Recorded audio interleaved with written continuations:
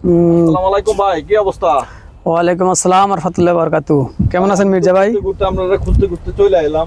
আপনি তো ইনশাআল্লাহ খুঁজতে খুঁজতে চলে আসছেন, ভালো করছেন, আসছেন আমাদের কাছে। আসলাম ওই বসি পাওয়ার জন্য ভাই।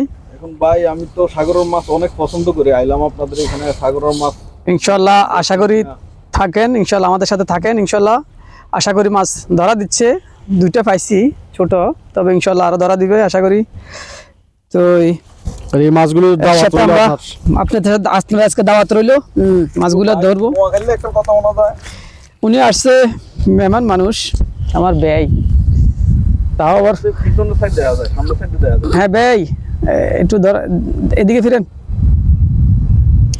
তো ভাই আপনার কি অবস্থা, কেমন আছেন? এই তো ভাই তো আলহামদুলিল্লাহ। কি অবস্থা, কেমন আছেন? কি অবস্থা? কাজ কাম নাই দেখে নি সাগরের দিকে আইছেন নাকি? না, আমরা চাকরির পাশাপাশি আজকে ছুটির দিন, আমরা একটু এনজয় করতেছি কাজের চাকরির পাশাপাশি। তো সব কিছু মিলে ভালো একটা পরিবেশ, খুব সুন্দর একটা আবহাওয়ার মধ্যে আমরা উদযাপন করতেছি, মাছ ধরতেছি। মোটামুটি কিছু তো মাছ পেলামই, আর বাকিটা দেখা যাক। আসছি এনজয় করার জন্য। তো সে মাছ ধরা দিন পর্যন্ত থাকেন, তাহলে কি মাছ নিয়ে যাওয়া যাবে? ইনশাল্লাহ ইনশাল্লাহ। এই মাছের তবে নিতে পারবেন না, আশা করি খেয়ে যেতে পারবেন একটু ভরসা দিই। খাবো কই? হ্যাঁ ইনশাল্লাহ, সমস্যা নাই, আমাদের রুমে যাবেন, আমরা মাছ সবাই মিলে বন্ধু বান্ধব আছে, সবাই একসাথে পাকাবো, আশা করি খাবো সবাই। মাছ আছে, তবে আদার খাইতেছে, ধরা দিতে চাইছে না। তো যাই হোক, আসলাম এই মাঝে বিয়েলে একটু সাগর পাড়ে সময় দিলে ভালো লাগে, সুন্দর একটা প্রকৃতি দেখা যায়। সকাল সকাল সাত সকালে আসলাম। তাহলে মাছ ধরা বড় কথা না? না না, মাছ ধরা বড় করে না, আসলাম। এটা একটা অনেকের একটা নেশা আছে, আবার কারো একটু শখ আছে। এই যেমন মনে করেন, আমরা যদি মনে করতাম যে আসলে মাছ ধরে খাবো বা এটা শখ নাই বা তাহলে মনে করেন আমরা চৌধুরী মার্কেট থেকে বা অন্য মার্কেট থেকে 20 টাকার মাছ কিনলে মনে করেন না 2 দিন খাইতে পারবো। কিন্তু এখানে যখন আসছি শখ করার জন্য, প্রায় হয়ে গেছে মনে করেন যে 150 টাকা, প্রায় 150 রিয়াল 200 রিয়াল খরচ হয়ে গেছে। আসলাম বন্ধু বান্ধব সবাই মিলে একটু এনজয় করতেছি, তার মাঝে হঠাৎ আপনার সাথে দেখা হয়ে গেল, আরো একটু আনন্দ লাগলো। শিপটার দাম কত? এটা তো অনেক দামি দামি দেয়া। জি জি ভাই, এটা আমাদের বাংলা টাকা হবে, আমি বাংলাটাই বলি। বাংলা টাকা খরচ আছে মনে করেন যে প্রায় 15-16 হাজার টাকা হবে 15-16 হাজার টাকা বাংলা। হ্যাঁ এটা দামি, যে কাস্টিং যে সুতোটা মনে করেন না বাংলা প্রায় মনে করেন যে 3000 টাকার উপর আছে। আচ্ছা ভাই, আপনি কিছু বলেন তো ভাই, আমি তো আপনার নোয়াখালী মনে করছি পিছনের দিকে তাকাইয়া। না উনি থাকে কিছু নোয়াখালীর সাথে, তো এই চেহারা চলে আসছে। ভাই কিছু বলেন তো, কি অবস্থা? মাছটা ধরছেন? মাছ তো কিছুটা ধরছি, ইনশাল্লাহ এখনো ধরতেছি। কিছুটা মধ্যে মাছের অর্ধেক। ওই আদায় দেখা যাচ্ছে। আদা, এটা তো আদা, এটা দিয়ে ধরতেছি জাস্ট। আপনি যখন কিছুটা ধরছেন তো মাছের অর্ধেক নিয়ে ধরলেন? ইনশাল্লাহ না, পাইছি আমরা 4-5টা মাছ পাইছি এবং ধরতেছি, এখনো তো আশা করি আরো পামু। তো সবকিছু মিলে আসলে দেশের যে আঞ্চলিক ভাষাটা, এটা আসলে মায়া, সবার প্রতি এটা মায়া থাকি যায়। সমস্যা নাই। তো সবকিছু মিলে ভালো একটা টাইম আমরা এনজয় করতেছি এখন। তো আলহামদুলিল্লাহ খুব ভালো লাগতেছে এই পরিবেশটা, এই আর কি। আপনার দাওয়াত চইলো, বিশেষ করে আমরা মাছ ধরতেছি, এটা এই মাছের দাওয়াত চইলো আপনার, একসাথে আমরা খাওয়া দাওয়া করবো। ডাইরেক্ট আপনার ডাইরেক্ট বারবিকিউ করে আমরা খাবো, বাস বারবিকিউ করে খাবেন। হয়তো বারবিকিউ করবো, না হয় কাঁচা ফাঁকাবো, আমাদের বাংলাদেশে যেভাবে পাকটা দেয় না। ওইদিকে আপনার পিছনে তো একটা মোটা বেটা দেয়া যায়, এটা কেটা? এটাও আমার ব্যয় মানুষ আসছে, তবে উনি একটু আলিশি টাইপের। উনি একটু আলিশি টাইপের। আমার মাথাটা তো হয়ে যায় না ভাই আবার মাইরা। না না না, তো আবার কেউ কেউ মনে করে আমাদের এগুলো দেখবে, দেখে মনে করবে যে কাতার শহরে, কাতারের মাটিতে মানুষ মনে অনেক সুখে আছে, অনেক আনন্দিত আছে, মনে কাজকর্ম আছে, তার পাশাপাশি মনে হয় যে তারা টাকাও কামাইতেছে এবং কি মাছও ধরতে আছে। মনে হয় সবাই মনে করবে যে আসলে আমরা অনেক সুখে আছি। আসলে আল্লাহ পাক আমাদেরকে সুখে রাখছে, আলহামদুলিল্লাহ ভালোই আছি। তবে অনেক মানুষ ভালো নাই। গত পরশুদিন আমার বন্ধুর কাছে ফোন করলাম, বন্ধু জিজ্ঞেস করলো যে ভাই কেমন আছো? আমি বললাম যে হ্যাঁ ভালো আছি। আমাকে অনেক রিকোয়েস্ট করে বলতে সত্য কথা বলতো যে এ মাসে বেতন ফাটাইছ বাড়িতে? আমি বললাম হ্যাঁ এ মাসে বেতন ফাটাইছি। বললো কত ফাটাইছ? জিজ্ঞেস করলাম, কিছুদিন আগে আমাকে জিজ্ঞেস করছে। তো বলতেছে কত টাকা পাঠাইছে, তো আমি বললাম যে 60,000 টাকা পাঠাইছি। 4 দিন পরে শুনি কিতা আমার বন্ধুটা ফ্লাইট টিকিট কাটছে, মানে কার থেকে বিশারিছে টিকিট কাটছে, মনে হয় বৃহস্পতিবার আসবে না হয় শুক্রবারে আসবে। তো আমি চিন্তা করলাম কি আমি কি টাকার কথাটা বলে কি ভুল করে ফেললাম নাকি অন্য কিছু।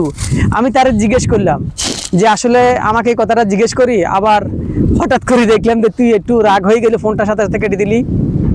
বলতেছে দোস্ত কাতার মাটিতে যদি কাজ না থাকতো তাহলে তোরা এত শান্তি আছো কিভাবে, আর 60,000 টাকা ফাটালি কিভাবে। মনে মনে বললাম যে আসলে 60,000 টাকা ফাটাইছি, কিভাবে ফাটাইছি, কই থেকে ফাটাইছি সেটা তো আর বুঝলে না। তো আসলে অনেক বন্ধু বান্ধব এটা মনে করি ওই যে সাথে বন্ধু বান্ধবের সাথে আলাপ করে, মনে করে যে 3 মাস পরে 4 মাস পরে কিছু টাকা ফাটায়। তো মনে করে যে ফাটাইলে এই টাকাটা মনে হয় যে তারা প্রত্যেক মাসে ফাটাইতেছে 1 লাখ 2 লাখ টাকা, কিন্তু বন্ধু বান্ধবের থেকে ধার নিয়ে টাকা ফাটাইতে আছে বাড়ি কিছু ঋণ শোধ করার জন্য না। অন্য অন্য বন্ধু বান্ধবরা মনে করে যে আসলে না, যে তারা কামাইতে আছে সবগুলো টাকা কাতার থেকে নিয়ে বাংলাদেশে পাঠাইতে আছে, এবং কি 10 তলা 5 তলা বিল্ডিং দিয়ে লাইতে আছে। মনে হয় জানি রাতারাতি বড় লোক হয়ে গেছে এরকম কিছু মনে করি। তারাও স্বপ্ন দেখি দমুর ফেরতেছে, কিন্তু সে ভাইদেরকে উদ্দেশ্য করে বলবো এই ভুলটা যাতে কেউ না করে। ভাগিনের কি অবস্থা, কি খোঁজ খবর? এই তো আলহামদুলিল্লাহ আমি ভালোই আছি। না কি কি আসল বিষয়? আসলাম আমার বিয়ের লগে। আমরা তো মূলত বিষয় হলো কথা ফাঁকে ফাঁকে কাতারের বিস্তারিত কিছু তুলে দেওয়ার চেষ্টা করি। দুঃখ, মানুষ কিভাবে প্রবাস জীবনটা কাটায়, ঠিক আছে। এখানে আত্মীয় স্বজন বলতে এমন কিছু নাই আমাদের। আমরা আত্মীয় স্বজন বলতে আমরা যেমন আমরা এখন 4 জন আছি, তো আমরা 4 জনই কিন্তু আত্মীয় স্বজন, ঠিক আছে। আমাদের ভাই বন্ধু মা বাপ খালা খালু যা আছে মানে আত্মীয় স্বজন টোটাল বস্তুতে আমরা যা কয়জন থাকি একসাথে তাদেরকে নিয়ে দুঃখ সুখ সুখ, তারপর কি জানি বলে অসুস্থ হলে দেখা একজন আমরা কিন্তু এইভাবে চলি, ঠিক আছে। মনে হয় না বাংলাদেশে ঘরের বউ এত আপন করে নেয় আমরা যেভাবে আমরা রুমমেট অথবা আমরা একসাথে চলি সবাই, আমরা যেভাবে আপন ভাবে বা খুব কাছাকাছি থাকার চেষ্টা করি আমরা সবাই। যে কোনো একটা কষ্ট হলে দুঃখ হলে আমরা কিন্তু শেয়ার করি, এগুলো কিন্তু আমরা কখনো সংকোচ বোধ করি না সব সময়, ঠিক না? তো এই জন্য আমরা মাঝে মাঝে এখন আমরা আসতেছি আমাদের যে পেজ বা ইউটিউব চ্যানেল আর জেনুইন লেদারের ওইটাতে আসি। এই জন্যই আমরা শুধু চেষ্টা করতেছি বিদেশের লাইফটা মানুষকে মানে বিদেশের আমরা পরিস্থিতিগুলা তুলে ধরার জন্য আমরা চেষ্টা করি। যেমন আপনি হয়তো আজকে কত বছর, প্রায় 17 18 19 20 বছর হয়ে গেছে বিদেশ। আমারও প্রায় এমনই, যেমন বাগিনার মনে হয় 8 থেকে 8 বছরের মতো হয়েছে। 8 বছরের মতো হয়েছে। বাইরের কিরকম হয়েছে? হয়ে গেছে এরকম কাছাকাছি হয়ে গেছে। আমরা অনেক বছর কিন্তু মানুষ, কিন্তু আমার একটা দুঃখ মামু, আমাদের কামরুল ভাই, ঠিক আছে, বড় ভাই, উনি আজকে 10টা বছর কেন দেশে যান আমি এটা বুঝতে পারতেছি না। আমার একটা অনুরোধ, ওনারা যে বিয়ার কাছে আমার অনুরোধ, ওনারা যেভাবে দেশে পাঠান।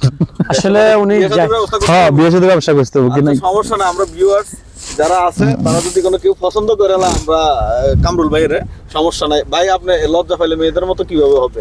আপনি একটু তাকাবেন তো আমাদের, আপনাকে কিন্তু অনেক সুন্দর লাগতেছে, সত্যি অনেক সুন্দর লাগতেছে। আপনারা বুঝাইতে পারবো না, ভিডিওটা পরে দেখলে বুঝবেন। কামরুল আমাদের আবার দলীয় লোক, কিন্তু আমাদের দলীয় লোক। দল বলতে কোনো কিছু নাই, দল বলতে কোনো কিছু নাই। আমরা সবাই এক দল। কেডা আবার আমরা দল কে? উনি বিএনপি সাপোর্ট করতে পারে, আমি আওয়ামী লীগ সাপোর্ট করতে পারি, বাইরে জামায়াত সাপোর্ট করতে পারে, এটা বেশি ব্যাপার না যে আমাদের প্রবাসীদের আবার দল কি। আর আমরা বিশেষ করে একটা কথা বলতে চাই, আমাদের এখানে যারা আছে অনেকেই দেই যে রাজনীতি নিয়ে, আমাদের এখানে পরিস্থিতি বা এরকম পরিস্থিতি না দেশের মতো যে আমরা একটা আন্দোলন করব বা কিছু একটা করব, এটা উল্টো নিজের ক্ষতি নিজে করা। আমি মির্জা ভাইকে এই সম্বন্ধে একটু কথা বলতে চাই যে ভাই আসলে যারা বিদেশের মাটিতে প্রবাসের মাটিতে যারা থাকে, যে দেশে থাকুক, আপনি যখন দেশে ছিলেন দেশের যে কোনো একটা দল আপনি করছেন, যে দল করুক সেটা কোনো ব্যাপার না। কিন্তু আমি এইসব ভাইদের উদ্দেশ্য বলবো যারা প্রবাসে আছে অন্তপক্ষে তারা যাতে এই ভুলটা না করে যে প্রবাসের মাটিতে আমরা এখানে আসছি গরিব মায়ের সন্তান, যে মধ্যম ফ্যামিলির সন্তান, আমরা প্রবাসের মাটিতে আসছি রাজনীতি করার জন্য না। আর রাজনীতি করা সেটা গরিব ফ্যামিলির সন্তানদের জন্য না। রাজনীতি করতে আসছি আমরা, যে রাজনীতি যদি আমরা করতাম তাহলে বাংলাদেশে যারা প্রভাবশালী রাজনীতি করে কে কি পাইছেন, কেউ কিছুই পায় নাই, বরঞ্চ আমরা সাধারণ ফ্যামিলির লোকজন যারা আছি, সাধারণ ফ্যামিলি, মধ্যবর্তী ফ্যামিলি যারা আছি, তারা জীবন দিছি, পথে ঘাটে মারা গেছি, লঞ্চিত হয়েছি, বেজ্জিত হয়েছি, প্রবাসের মাটিতে অনেক হয়রানি হয়েছি। তো আমি এসব ভাইদেরকে উদ্দেশ্য বলবো যে আপনারা প্রবাসে আসছেন, আশা করি এই জিনিসটা সবার মাথায় রাখবেন যে আসছি গরিবের সন্তান, 200 পয়সা কামাবো, 2 টাকা কামায় কিভাবে দেশের মানুষকে, মা বাপকে এবং কি ফ্যামিলিকে শান্তি রাখতে পারবো, বাল বাচ্চা শান্তি রাখতে পারবো, সেই দিকে লক্ষ্য করি আপনি আপনার কর্ম চিন্তা করেন, কর্মধান্দা করেন, 2 টাকা কামান, এটা আমরাও চাই। আশা করি এমন কোনো কাজে, এমন কোনো রাজনীতি কারোর সাথে, এমন কোনো বিবৃতি কোনো ফালতু লোকের সাথে জড়াবেন না। যে রুমের ভিতরে, আমি গতকালকে দেখলাম রুমের ভিতরে আমাদের এখানে কিছু লোক আসছে, রাজনীতিক কথা বলে একজনকে আঘাত করছে, হঠাৎ করে পুলিশে আসছে, ধরে নিয়ে গেছে। তো তাদেরকে পুলিশে আইসা নিয়ে গেছে, তাদের জীবনের লাইফ শেষ। এখানে কোনো কি নিয়ে আলোচনা হয়েছে বা কি বিষয় নিয়ে মারামারি হয়েছে এটা দেখবে না, না। কার মাথা কে ফাটাইছে, কার রক্তাক্ত কে করছে কাকে, ওই হিসাবে কিন্তু এখানে বিচার হবে। রাইট, ঠিক আছে, তো তাহলে তো আমার এখানে কোনো মূল্যই নাই ঝগড়া করার বা মারামারি করার, আমার তো কোনো লাভ নাই। কারণ আমরা আসছি কর্ম করতে, প্রবাসী, আমরা গাদার মতো খাটবো, দেশ প্রবাসের থেকে দেশের রেমিটেন্স পাঠাবো, ওইটাই আমাদের একমাত্র উদ্দেশ্য। আমাদের ফ্যামিলি ভালো থাকুক, ওইটাই আমরা চাই, ঠিক না? যাক, রাইট, এটাই আসলে এটাই। তো এইসব ভাইদেরকে ইনশাল্লাহ আশা করি অনুরোধ করবো যে ভাইরা আপনারা এমন কোনো কাজ করবেন না, এমন কোনো প্রবাসের মাটিতে। বক্তব্য হচ্ছে যারা নতুন করে বিদেশে, কাতার, সৌদি, দুবাই, এনিওয়ে যে কোনো দেশে যাবেন, যে কোনো একটা 2টা কাজ শিখে আসবেন। ড্রাইভিং, না হয় টেইলার, না হয় আপনার শেফ বা কিচেন হেল্পার, এই ধরনের কাজের চাহিদা অনেক বেশি আরব, গালফ বা ইউরোপ, আমেরিকা, সব জায়গায়। মানে আপনার কথা হলো কাজ শিখে আসাটাই উত্তম। জি জি, কাজ শিখে আসলে আপনার যে কোনো, এখন কম্পিটিশন টাইম, এই টাইমটা খুবই গুরুত্বপূর্ণ সবার বেলায়। এখন কাজের উপর ডিপেন্ড করে আপনার চাকরি বাকরি, খাওয়া দাওয়া, পরিবেশ সব কিছু মিলে আপনার এই কম্পিটিশন লাইফে যদি আপনি টিকে থাকতে হয়, তাহলে আপনাকে কাজ শিক্ষাটা খুব জরুরি। যে কোনো 1-2টা কাজ আপনার হাতা, ওইটা সবই ওইটা, মানে হ্যাঁ, কাজের উপরে কাজ শিখে আসাটাই উত্তম হ্যাঁ। আমাদের জন্য। এখন সব কিছু মিলে মনে করেন 100 জন কম্পিটিশন চাকরি প্রার্থী আছে, তো এখন যাদের যোগ্যতা বেশি তারাই আগে প্রায়োরিটি পাবে, ঠিক আছে। এখন যাদের ড্রাইভিং লাইসেন্স আছে বা আপনার শেফ কোনো সার্টিফিকেট আছে, কিংবা কোনো একটা কাজের দক্ষতা বা স্কিল ভালো আছে, তাদের আগে প্রায়োরিটি আগে তাদের বেশি। এবং ভালো একটু ইংলিশ জানা থাকলে, বিশেষ করে আমরা বাঙালি ভাই যারা এখন, বিশেষ করে যারা স্টুডেন্ট আছে আমরা বাংলাদেশে, ইংলিশ শিখেন, হ্যাঁ, ঠিক আছে, হিন্দি বাংলা, সমস্যা, বাংলা তো আমার ন্যাশনাল ল্যাঙ্গুয়েজ।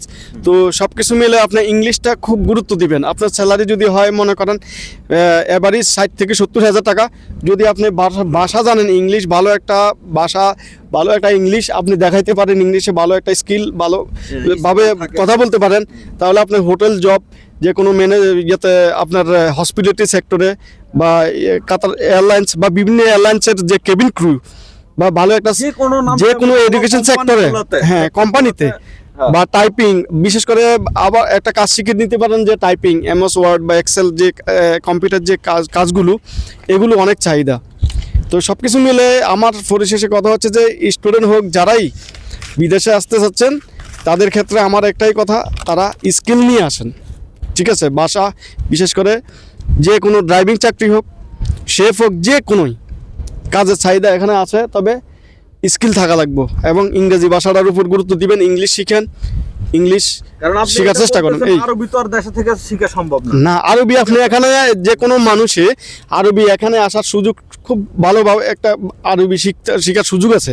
যেমন কাতারিরার ঘরে আরবি ভাষা শেখার সুযোগ আছে, আরবিরার সাথে কথা বলতে পারবে, বা ড্রাইভিং জব, আপনার শেফ বা তাবাক, যে কোনো কাজ বাড়িতে করলে আস্তে আস্তে আরবিদের সাথে কথা বলতে বলতে এটা আইসা যায়, সমস্যা নাই। আমরা বাংলা ভাষার মতোই এটা নর্মালি আরবি ভাষাটা শেখা যায়, কিন্তু ইংলিশটা আপনি ইংলিশ বলা লাগবে। আপনি ইংলিশটা যত তাড়াতাড়ি শিখতে চাইবেন, আপনি স্পিকিং, ভালো স্পিকিং করতে হলে আপনার মানুষের সাথে আপনার স্পিকিং করতে হইব, ভালো টকিং করতে হইব, আপনার চেষ্টা করা লাগবে। ইংলিশ যে আমি পারি না এমন না, ভুল হবে, ভুল সমস্যা না। আপনি ডেলি 5টা শব্দ 10টা শব্দ করে ইংলিশ যদি শিখেন, মানুষের সাথে কথা বলেন, দেখবেন আপনার সাহস, যে একটা নার্ভাসনেস, এটা আপনার চলে যাবে। অটোমেটিকলি আপনি ইংরেজি ভাষাটা আপনার আয়ত্তে নিয়ে আসতে পারবেন। আশাটা কি আপনি সমর্থন করেন, না ভালো একটা কোম্পানি দেখে স্কেল ভালোভাবে রেডি করে তারপরে আসাটা উচিত? আমার কাছে মনে হয়, আমার পরামর্শ হচ্ছে যারা দেশে থেকে আসতেছেন তারা স্কিল নিয়ে আসেন। আপনি ভালো কাজ জানলে আপনি ইন্টারভিউ দিই, আপনার তাবাক হোক, আরবিদের ঘরের বিষয় হোক, শেফ হোক, আপনার ড্রাইভিং হোক, আপনি যদি গালফের যে কোনো একটা দেশের ড্রাইভার লাইসেন্স থাকে, তাহলে আপনি অনায়াসে আপনি এখানে 60-70 হাজার টাকা স্যালারি পাইতেছেন, মিনিমাম 50-60 হাজার টাকা পাবেন, এবং থাকা খাওয়ার কোনো টেনশন নাই। আমরা তো বেশি লং টাইম হয়ে যাচ্ছি, একটু বলবেন আমাদের আর এ জেনুইন লেদারের ইউটিউব পেজ আর ফেসবুক পেজটা যেহেতু ফলো দেয়। হ্যাঁ, এটা সর্বশেষ কথা হচ্ছে, আপনারা যদি নতুন নতুন কোনো তথ্য জানতে চান, আর আমার পরিচিত, আমার খুব কাছের মানুষ, আমার প্রিয় ভাই, আরো জেনুইন বড় ভাই বলতে পারেন, বন্ধু বান্ধব বলতে পারেন, একই সাথে চলি। অবশ্যই এখন একটা আন্তরিকতা হচ্ছে সবচেয়ে বড়, বয়স কোনো ম্যাটার না, ডাজ নট ম্যাটার। তো সবচেয়ে পরিশেষে হচ্ছে আপনারা ওনাকে চ্যানেলটা সাবস্ক্রাইব করবেন আর ফলো রাখবেন, নতুন নতুন অনেক কিছু জানতে পারবেন, বিশেষ করে আরব গালফ না, ইউরোপ, আমেরিকা, পুরো দুনিয়া সম্পর্কে। আমরা আস্তে ধীরে আসবো। আমরা কখনো ভিসা বিক্রি করব না এরকম চিন্তা ভাবনা আমাদের নাই। আমরা অন্তত এই জিনিসগুলা জানাবো যে কাতারে এসে কিভাবে সহজভাবে ইউরোপে যাওয়া যায়, এখন বর্তমানে যেভাবে মানুষ যায় ওইগুলা আমরা আপডেট দিব ধীরে ধীরে। মানে আমরা যা জানি সরাসরি, আমরা যেহেতু এখানে প্রেজেন্ট আছি, আমরা সবাই তো প্রেজেন্ট আছি যেহেতু, আমরা তো অবশ্যই ভালো জানবো, কারণ আমাদের সামনে হইতেছে, মানুষ এইভাবে যাইতেছে। তো সেজন্য আমরা চেষ্টা করবো যে মানুষকে ভালো আপডেট দিতে, সঠিক আপডেটটা দিতে, আমরা যেটুকু জানি। যেমন এখানে মনে করেন আমরা যেটুকু দেখছি, এখানে অনেকেই মানে ইউরোপ যাওয়ার জন্য 1 বছর থাকতেছে, এখান থেকে আবার অ্যাপ্লাই করে ইউরোপে চলে যাচ্ছে। ঠিক আছে, এই ধরনের বিষয় আছে, আমরা বিস্তারিত জানাবো। ঠিক আছে, আচ্ছা এখন আমরা রায়ানের কাছে যাই, বাগিনার কাছে। বাগিনা, আমাদের চ্যানেলটা যেহেতু আর এই জেনুইন লেদারের চ্যানেলটা যেহেতু সাবস্ক্রাইব করে, এই বিষয়ে একটু বলো। আমার শেষ কথা এতটুকু যে সবাই আর জেনুইন লেদারকে ফলো করবেন, সাপোর্ট করবেন, এবং কি কুমিল্লাতে শোরুম আছে, শোরুম থেকে সবাই ভিজিট করে আসবেন। ঠিক আছে, না এটা আমার বলতেছি আমি এটা, তো এতটুকু আমার কথা। আর যাক, আমরা ইনশাল্লাহ নেক্সট টাইম আমরা আরও ভালো ভিডিও নিয়ে আসবো কাতারের সম্পর্কে, এবং কি কাতার পরিস্থিতি নিয়ে ইনশাল্লাহ দেখা হবে। জেনুইন লেদারের আপনারা ফলো দিবেন সব সময়। হ্যাঁ, আর জেনুইন লেদার যে পেজটা, ইউটিউব চ্যানেল সবাই ফলো করবেন। ঠিক আছে, ইনশাল্লাহ আমার কথা এতটুকু শেষ। আল্লাহ হাফেজ, সবাই ভালো থাকবেন। ভাইয়ের কাছে একটু কইয়া দিই। ধন্যবাদ ভাই, আসসালামু আলাইকুম। আরো জেনুইন পক্ষ থেকে সবাইকে ধন্যবাদ। সবাই ইনশাল্লাহ আমাদের পেজটাকে ফলো করবেন, ইনশাল্লাহ সাথে থাকবেন। আশা করি নতুন নতুন কিছু দেখবেন এবং কি দেখার জন্য অপেক্ষা থাকবেন। আমরা চেষ্টা করবো আপনাদেরকে আনন্দ বিনোদন দেওয়ার জন্য। ধন্যবাদ সবাইকে। ওকে, সবাই ধন্যবাদ, সবাইকে ধন্যবাদ। ভালো থাকবেন, সুস্থ থাকবেন। আসসালামু আলাইকুম।